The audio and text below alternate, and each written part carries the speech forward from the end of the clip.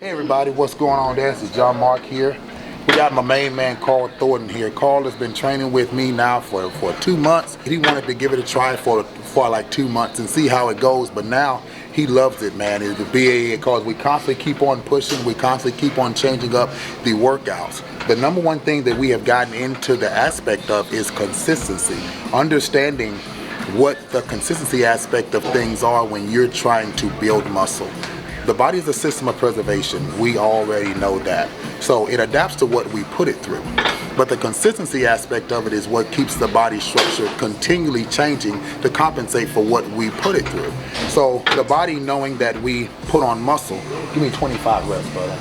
The body knows that we're putting on muscle more so than actually building the aspect of things. So it recognizes that it's strong enough to press when we do something on a compliance of challenge. So by doing this here, it recognized when we first got started, first time we did legs, Carl texted me and was like, yeah, he was like, look, I'm dead.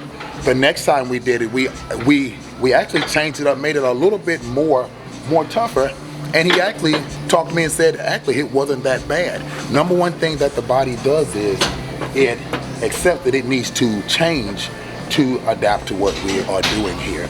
So the number one thing that we're doing here is we are starting off pre-exhausting the hip flexors. Your hip flexors deal with every movement of doing legs, from a leg extension to a hamstring curl to a leg press to a walking lunge. The hip flexors are the first thing that catches flexion, and the other muscles come into play to assist with whatever's being done. So with this here, we're just doing straight out 25 reps. I like to do higher reps on the glutes because, number one, the glutes actually are such a thicker muscle. So by doing the higher repetitions with heavier weight, it forces the body structure to build itself on a more aesthetical presentation of giving him more depth to what we're trying to hit. So the feet placement that we have here is a little bit higher also. Carl has longer legs, but I want his feet up higher to give more range in the upper glutes, hitting the gluteus minimus, which is your upper glute muscles. Your gluteus maximus is on the bottom, and the gluteus medius is on the side here. So we're trying to get more set up for the upper glutes there so that we can have that little more depth when we actually lower ourselves down into a squatting position. Pushing the rep range, but also pushing a little bit of weight also, because your legs are basically utilized for standing, walking, everything that you do daily. Your legs are actually used to that. So a little bit more force exertion is actually okay. We started off on 50 pounds here. Now Carl is up to 100 pounds. So we're doing progressive loading also. Progressive loading is just a fancy way of saying going up on weight in compensation for what we're trying to achieve with this exercise here. We'll do a drop set on it. Give me 10 more.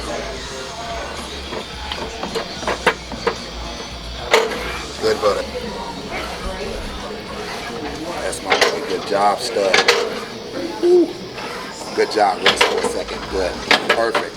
Dude, that's it there. Take a rest, grab some water for me. All right. Sweet. You have adjustments on this thing too, based upon what you're trying to get out of it, and based upon what you're trying to hit there. So you have the normal range of motion here. You can do partials, which means you can come from the rear, do partials on this here. You can come and do a 1 second hold. Casey showed us in the last glute workout that you can actually step up in it and raise, hitting the lower glutes. And then you can actually do a 5 second descent with your range of motion also. Come back, 5, 4, 3, 2, 1. So there are many ways to work a glute muscle when you think about working out to accentuate features. It's more so what kind of taxing you want to do to the muscle with what you're trying to achieve with the rest of your workout. This is the number one thing that I like to start off with is dorsiflexion, hip flexion, and then we go from there. So what we're going to do here is we're going to do 10 reps Then we're gonna throw her monkey wrench in here, okay? Call like like don't be doing no test stuff on me. 3, 2 more, brother. 2, and hold right there. Try to resist, Carl. Good, not too much. Good, curl it back. So by pulling on a resisted muscle, you're actually stretching the fascia of it. If you can see his face, it's not flattering. He doesn't like it, but it's okay. That's why he's here. 2, yes sir. And 1 more. Good job. And rest. Good job, brother. Right, Saturday morning was rough. Saturday was tough. From working, I never stopped working Saturday. 2 more. You got it.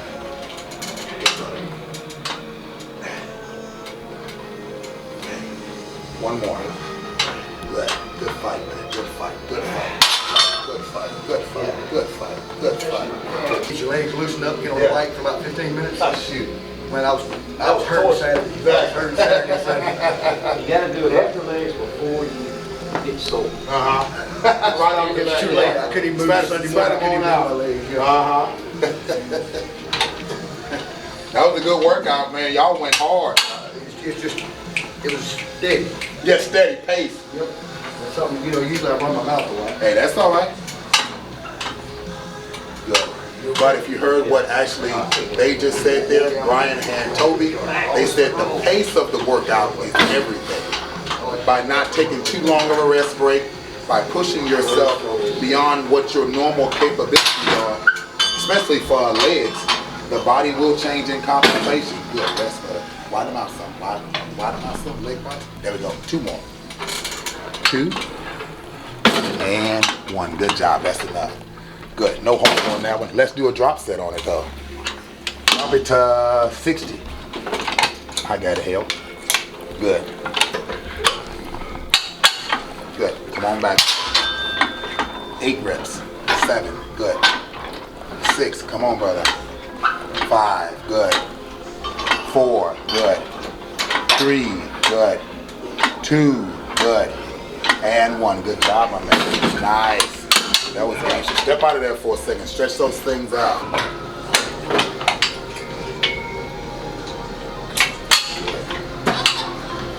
There we go. Back at it again. 4, 3, 2, and 1. Good job, man. That's it on hamstrings. Well, we're going to do a 5 rep hold for 8 seconds, 4 rounds, okay? Then we're going to superset that with a single leg press, okay? The number one objective is to really push through, but always maintain your form. So no matter what the burn is, the form never dissipates. So on this one and the leg press over there, okay? So if you need to pause and take a break, just pause and take a break for a second. Let the mind recoup more than anything, because it's going to get better as we keep on pushing through. So that's the number one goal here, okay? So you're going to start 2 legs, yeah. 8 seconds. So we're going to do 2 legs, 5 reps, hold for 8 seconds, starting off on 60, lighter weight. More so what we're going for here is optimal flexion on the leg extension. Number one thing that you see when people do leg extensions is that they do not come all the way up and get the full separation on the quad. So they may come partially. I want you to come up fully. Give me that full kick. So if we're in here and we're getting in here, number one, you want to make sure that your seat position is good on this Cybex piece here. And this is another lesson also in finding out what works best for you. You always want to make sure that your knee is matching this fulcrum right here. This little circle right here, there's a arrow here. So if your knee isn't lining up with that, you may be putting too much tension on the patella, forcing the leg to be compromised in the full range of motion that you're trying to execute. So here, you want to come up all the way up, get optimal flexion. So kick all the way up. All the way up. And control. Just that simple. We did legs yesterday, so I'm not doing no more of those. I'm about to fall out right now. Good. 5. Good. Keep going. 5 reps. 4. Good. 3. Good. 2. Good. and hold. 8, 7, 6, 5, 4, 3, 2, 1. Go again. 5. You got 4 rounds of this. 4, 3, 2, and 1. Hold. 8, 7, 6, 5, 4, 3, 2, 1. You can go faster, stud. 5.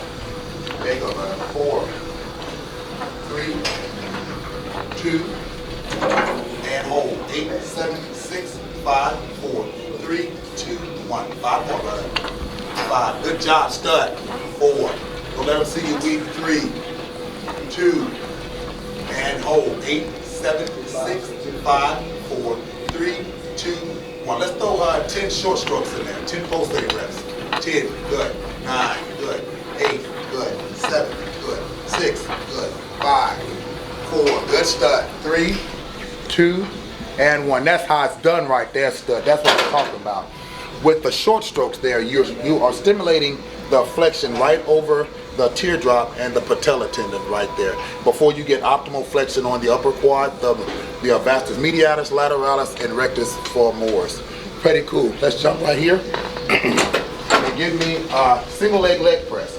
So with this here, one of the things that I normally do on my leg press is because it's hard to gauge a range of motion, I normally will put my foot up and I'll get myself locked into a set position. That's why I want it to be. So I press up from that standpoint right there. 15 reps. If I need some assistance, I'll slightly lean my body over to kind of catch my knee so that my stomach and diaphragm can assist if the weight is a little bit too much.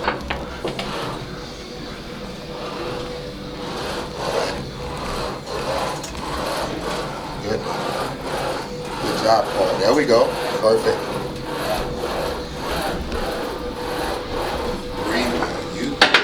Got a good 15 reps. Go back. Got 5 more. My bad. 5. Come on, stud. 4, 3, 2, and 1. Switch feet, my man. Let's go.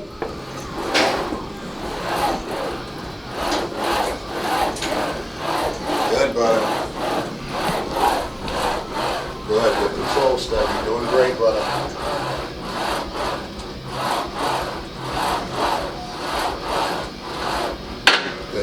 So the reason why I like to do the single legs is, number one is because most of the time when we do squatting motions, one leg is overcompensating for the lack of strength of the other. So we want even distribution of exertion, which means we want both legs to be on the same compliancy when we're doing leg exercises. So if we're isolating a muscle, we are letting this leg here, sometimes you may be left leg may be more powerful than the right leg. We want them both on the same range here. And hold. 8 seconds. 8, 7, 6, 5, 4, 3, 2, 1. 5 reps. Good. 5, 4, 3, 2, and hold. 8, 7, 6, 5, 4, 3, 2, and 1. Rest for it. Now, the reason why this is burning cause so bad is because of the isometric hold at the top end. When you hold a position like that with weight compromising it, the muscle constantly gets flexion. When you extend your legs down, the muscles do this, come up, down, and up. But when you hold a position, the muscle constantly gets flexion, never getting a rest break. So it puts double the tension on the muscle with you having to come back and execute the same range of motion after you have done that. Let's go, brother.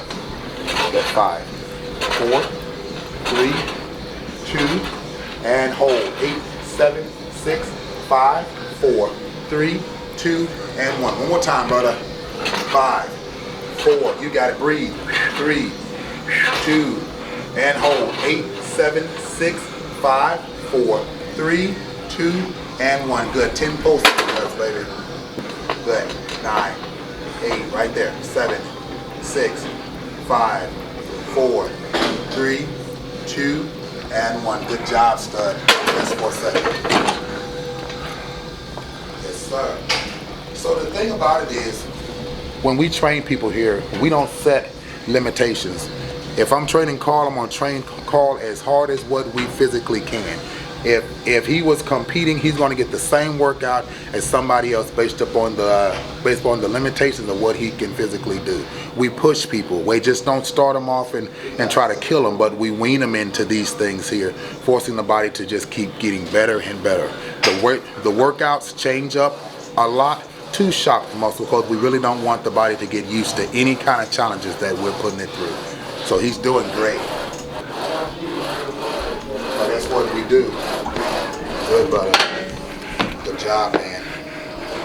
15, good. 14, good. 13, 12, 11, 10, 9, 8, 7, 6, 5, 4, 3, 2, and 1. Good job.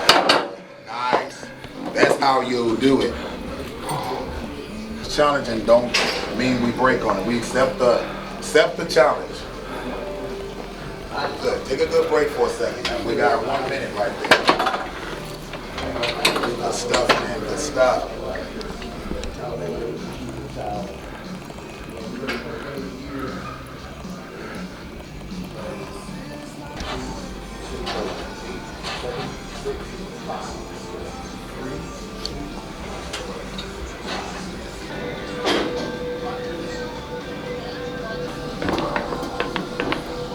Rest, brother. You got it. Mentally get your head where it needs to be, make it happen. I'll show you this here too. These iron plates are actually on here wrong. So the thing is, they're supposed to be turned this way. You want to know why? So that when you grab them, you take your 2 fingers, pick it up, makes it easy to grab. Just showing y'all this, so y'all know that if you see them like that, it's not the right way to go. Another lesson. Catch them easy peasy. Alright, I'm going to show you what we're going to be doing here. The vertical leg press. This is an older piece, a very older piece. They have newer modifications and different ranges of this. The reason why I like this one is here because it forces you to adapt to this machine. Number one thing is getting your feet placement. So when you get in here, your neck is actually supposed to be setting about right in here. You're gonna take your leg up, gonna keep your toes more so right here on the platform. I'm gonna scoop down a smidgen more. Take this. Press that down. Gonna basically set yourself up, come down, up.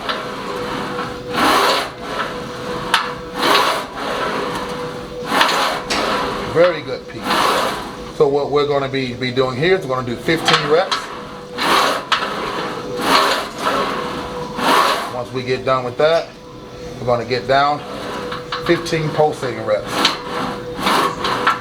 Hitting that adductor medialis insertion right in the middle right there.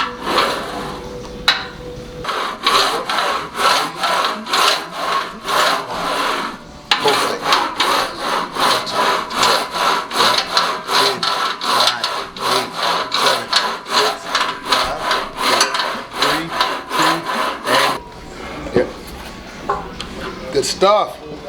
Woo! My man is putting on a clinic over here today. I didn't even tell him where we're gonna film. He came in, I was like, surprise! Tell him what he's worn. Nothing.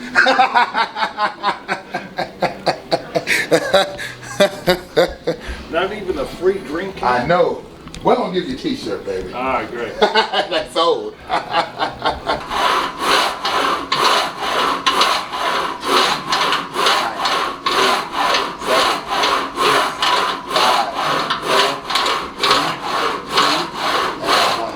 Post say 15, baby. Take your time.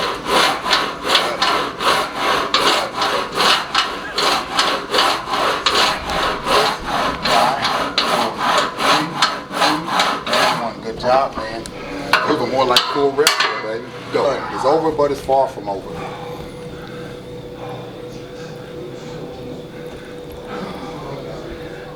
Make me sweat so early in the morning. I knew it all.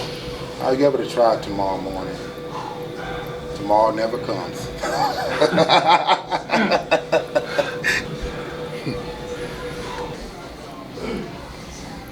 Good, brother. We got one more set and we're done, man. This has been a gangster workout. I'd never put myself through this. Never. Then why are you doing that to me? Man, for the fans, baby. Oh, okay. No, he wants you to be better than him. Heck yeah, always. That's what it Oh, is. that was good there. I like that one. Always. I like that. Yes, sir.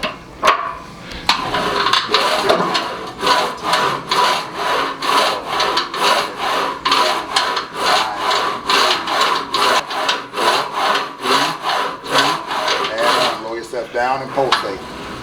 All right.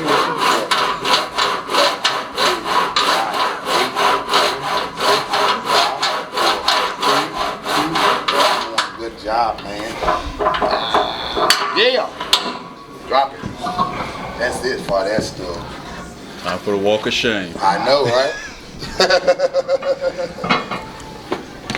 See, the walk of shame is like first thing in the morning, try to use the bathroom, be like, man, I can't do it. Oh. How you feel, Carl? Lovely. Thanks. Great for a Tuesday. Heck yeah. It is Tuesday, right? Yes, sir, it is. I believe so. I actually just crashed and slept in, man. I was here all day long, and I'm just gonna sleep on this couch here. Sleep in my chair in the back there. Let's hit some calves, brother. This machine here, man, I remember watching people do this way back in the 1970s. Arnold would have guys on his back, girls on his back. Well, Precor, I carry and made a donkey calf raise. This piece is 30 years old, some of the best engineering that I have ever seen from a piece of equipment. We got this from Midvale, Utah. I was really excited because the way that this functions is that you don't have to worry about putting the weight on your upper shoulders. When I used to do standing calf raise, the weight would be so much, sometimes my lower back would tweak, and I never felt like I was getting the best flexion.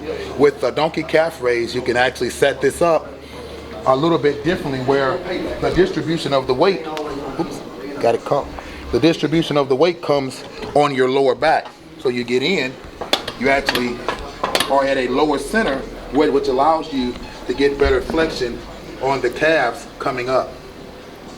The high rise on here also gives you a better elongation too. And it just feels better because all of the weight distribution is from the lower area.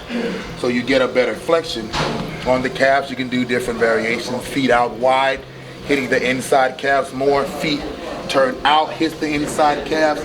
Toes turn in, hits the outer calf soleus and the outer presentation of the gastrocnemius, which is your calf muscle.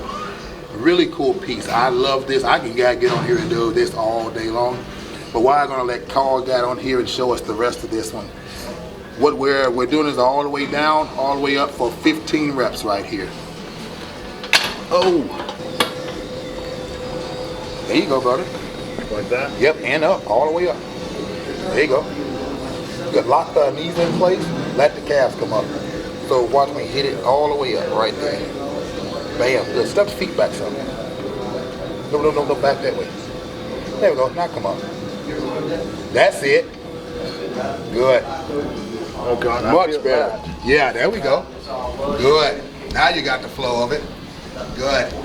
6, 5, 4. Come on up, stud. 3, 2, and 1. Good job, man. Sit it down for a second. We're gonna hit about 3 more sets of that. Number one thing that we wanted to do here at Cut and Dry was have pieces here that everybody can do.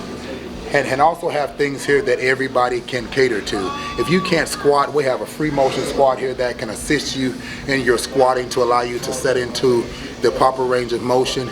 If you can't do a bench press, we got every hammer strength and side bend piece here that you want. We don't want anybody to be left behind. We want to make sure that if you want to play hard and hit it hard, you have every piece of equipment, every tool to do what you can do in the confines of your own restrictions and limitations. So that's what I do like, and we're constantly trying to get in better stuff, swapping out things to make sure that that our people feel like we are most definitely building something that they can be a part of too. So that's cool. Get it, Carl. See how this thing moves back when you come up to?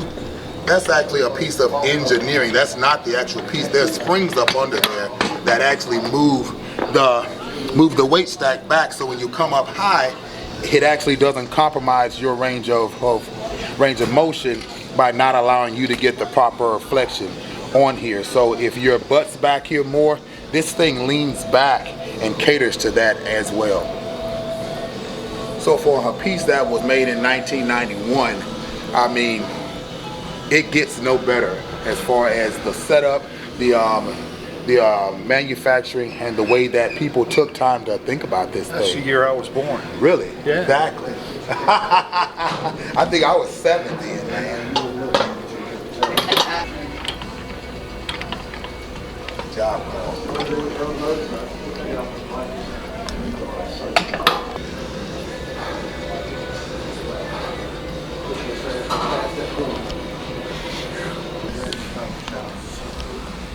Let's just do it right. That's about all I can do. So, like I said, let's do football.